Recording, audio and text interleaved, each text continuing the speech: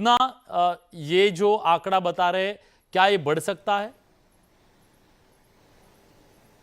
हाँ बिल्कुल, मैं आपको बता दूं कि जो स्थिति है वो गंभीर बनी हुई है और जिस तरह से घायलों की तादाद जो है वो भी बढ़ गई है और जिस तरह से हमने पहले ही कहा था कि जो मृतक लोग हैं उनकी तादाद भी बढ़ सकती है। और जिस तरह से हम देख सकते हैं कि अभी जो कोऑर्डिनेट सर्च ऑपरेशन है सेना की तरफ से, जम्मू कश्मीर पुलिस की तरफ से या जो पैरामिलिट्री फोर्सेज है, उन्होंने अपने जो सर्च ऑपरेशन है उसको इंटेंसिफाई किया है, उसमें शिद्दत लाई है और जो एंट्री एंड एग्जिट पॉइंट्स है पहलगाम के उनको सील कर दिया गया है। और ये कोशिश की जा रही है कि इस ऑपरेशन के दौरान जो टेररिस्ट थे जिन्होंने आतंकी हमला अंजाम दिया तो उनको किसी न किसी तरीके से सुराग लगाया जाए और उनको नैब किया जाए। और इस हवाले से हम ये कह सकते हैं कि जो सूत्रों के अनुसार हमें सूचना मिली है कि ये केस जो है अब एनआईए के पास चला जा सकता है। हालांकि अभी तक इस बारे में कोई पुष्टि नहीं हो पाई है, लेकिन सूत्रों के अनुसार इस केस की अब देखरेख जो है वो एनआईए कर सकती है। और जिस तरह से जो होम मिनिस्टर है वो भी श्रीनगर पहुंच गए हैं और इसके साथ साथ जो मुख्यमंत्री है उमर अब्दुल्ला तो वो भी पहलगाम पहुंच गए हैं और जो हेल्थ मिनिस्टर सकीना यतू है वो भी अभी पहलगाम में मौजूद है।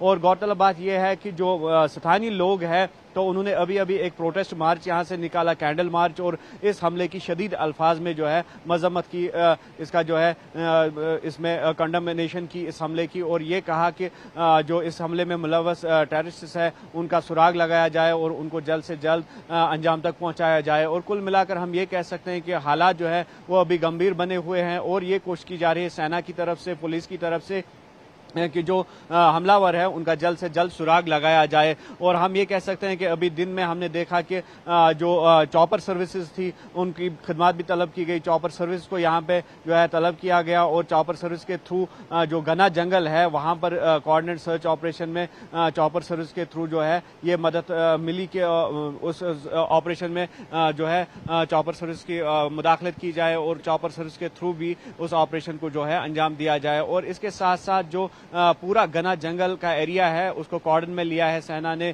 पुलिस ने, और ये कोशिश की जा रही है कि जो कॉर्डन है इसको मजीद इंटेंसिफाई किया जाए ताकि जो इस जंगल में मौजूद मिलिटेंट्स है वो किसी न किसी तरीके से वहां से फरार होने में कामयाब न हो पाए। और हमने देखा कि जो अभी यहाँ पर पहलगाम में हम मौजूद है ग्राउंड जीरो पे, और पुलिस या फिर सीआरपीएफ या फिर आर्मी की बात करेंगे तो आला क़यादत यानी कि टॉप कमांडर्स, टॉप ऑफिसर जो है वो यहाँ पर पहुंच गए हैं और हालात का जो है वो जायजा ले रहे हैं। और जो घायल लोग हैं उनको मुख्तलिफ अस्पतालों में अभी भर्ती किया गया है। और जो बाइसरन वैली है जहां पर ये टेररिस्ट अटैक जो है वो अंजाम दिया गया तो वहां से चॉपर के जरिए उन घायल व्यक्तियों को इवैक्यूएट किया गया और अभी वो मुख्तलिफ अस्पतालों में, चाहे सोरा की बात करेंगे या सेना के अस्पताल की बात करेंगे या फिर जो गवर्नमेंट मेडिकल कॉलेज अनंतनाग है वहां पर कुछ घायल मौजूद है। और ये कोशिश की जा रही है, डॉक्टरों को ये हिदायत दी गई है कि वो आला से आला यानी कि ट्रीटमेंट जो है उसमें किसी किस्म की कसर जो है वो बाकी न रखे। और ये कोशिश की जा रही है कि मजीद जो डेथ टोल है वो राइज ना हो पाए। जी मुतासिर जी, क्या आप बता सकते हैं ये कौन लोग हैं, कौन से ग्रुप से जुड़े हैं?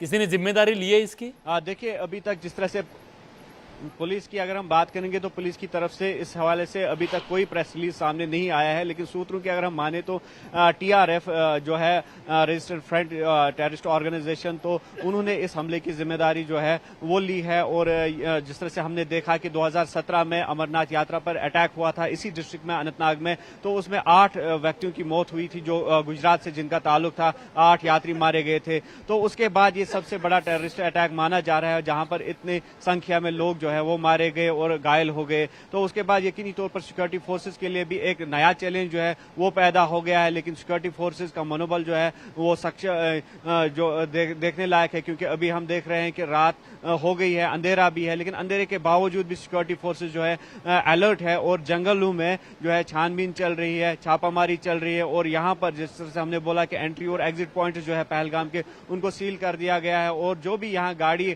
आती है बारीकबीनी से गाड़ी की तलाशी ली जा रही है। और अगर कोई शकावर मशकूक जो है मूवमेंट होती है यानी कि सस्पिशियस मूवमेंट अगर यहाँ पे होती है तो उस बारे में भी जो सेना है वो काफी अलर्ट है। तो मुतासिर जी, ये टीआरएफ कौन है और इसके बारे में क्या जानकारी है? टीआरएफ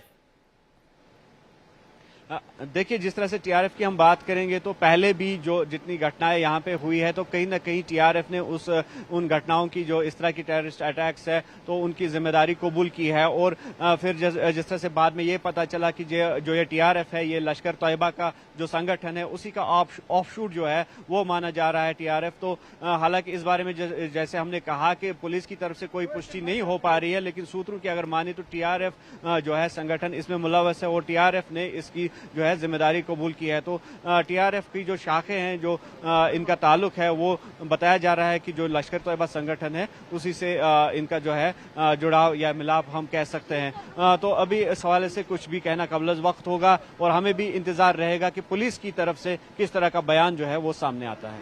बहुत बहुत शुक्रिया, आपने ये पूरी जानकारी दी। हम अपडेट के लिए आपके पास आते रहेंगे। बहुत बहुत शुक्रिया।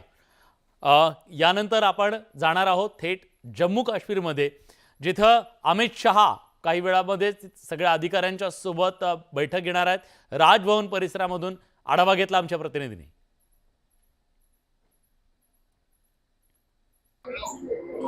पहलगाम के बाइसर इलाके में आज आतंकियों ने करीबन 25 से ज़्यादा टूरिस्टों को मार दिया है। आपको बताएं, इस कायराना हमले की कड़ी निंदा की है यहाँ के तमाम पॉलिटिशियंस ने।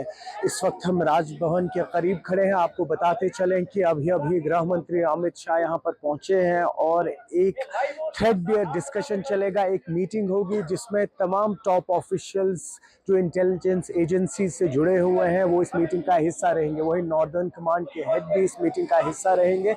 और आपको बताते चले कि करीबन 2017 में एक बार अमरनाथ यात्रा के टाइम पे टूरिस्ट पर अटैक किया गया था, जिसमें 8 टूरिस्ट जो हैं वो अपनी जान गंवा बैठे थे।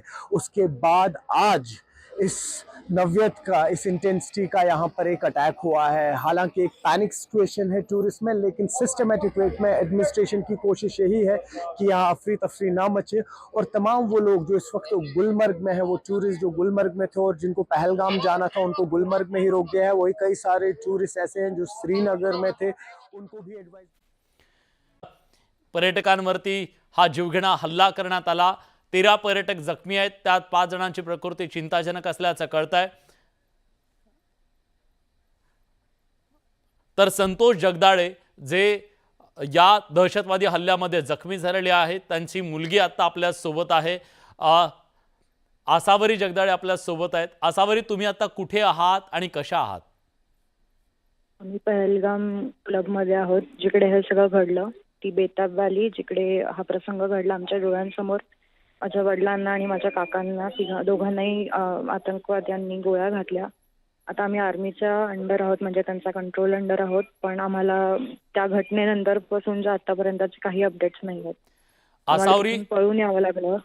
आसावरीजी, आम्ही सगळे तुमच्या सोबत आहोत। तुम्ही अजिबात काळजी करू नका, देश तुमच्या सोबत आहे।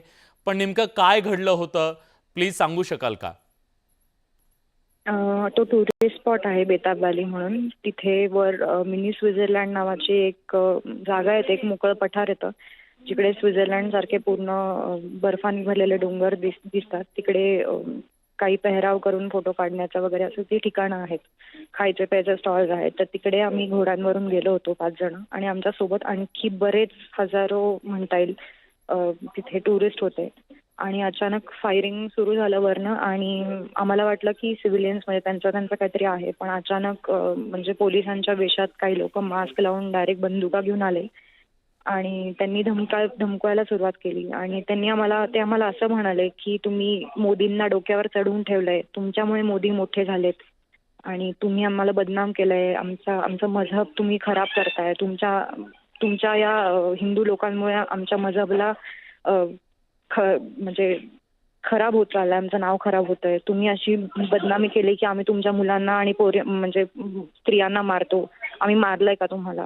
ते माझ्या वडिलांना म्हणाले तुम्ही हिंदू नाहीये ना, तुम्ही मुसलमान आहात, तर मग अजान पडो हमारे सामने, और अजान नहीं पड रहे, तर असं म्हणून त्यांनी गोळ्या घातल्या। अशा त्यांनी भरपूर लोकांना, म्हणजे बऱ्याच पुरुषांनाच फक्त त्यांनी गोळ्या घातलेल्या। बऱ्याच लोकांच्या फॅमिलीज इथे आमच्यासोबत पहलगाम क्लबमध्ये आहेत। आता आम्हाला इथे मिनिस्टर भेटायला आले होते, पण आम्हाला अपडेट्स काहीच नाही मिळत आहेत या सगळ्याचं। म्हणजे आम्ही इथनं खूप प्रयत्न करतोय आणि आता आम्हाला इथे सगळ्यांना प्रचंड भीती वाटायला लागली, म्हणजे कुठून काय होईल सांगू शकत नाही अशी परिस्थिती इथे निर्माण आहे। आसावरीजी सगळीकडे जिकडे आर्मी असते हा हा तिथे प्रत्येक ठिकाणी नाक्यावर चेकपोस्ट आहेत. हा. पण जिथे गरज होती तिथे आम्हाला मदतीला आवाज द्यायलाही कुणीच नाही होतं. ना इथले पोलीस होते, ना मिलिटरी होती, ना कोणी. त्यांनी रेस्क्यू तर केलं, ते त्यांचं काम होतं, त्यांनी ते केलं. पण आम्हाला पुढचे अपडेट्स नाही आहेत आणि आम्हाला जेव्हा गरज होती तेव्हा आम्ही आमच्या डोळ्यांनी आमच्या घरातल्यांना गोळ्या लागताना बघितल्या. कितीतरी लहान मुलं, कितीतरी स्त्रिया, कितीतरी वयाने वयस्कर असणारी लोक तिथे होती. त्यातल्या बऱ्याच जणांना त्यांनी गोळ्या घातलेल्या आहेत. म्हणजे अंधाधुंद फायरिंग करणं म्हणतात तसं घाबरून गोळ्या घातल्या लोकांना.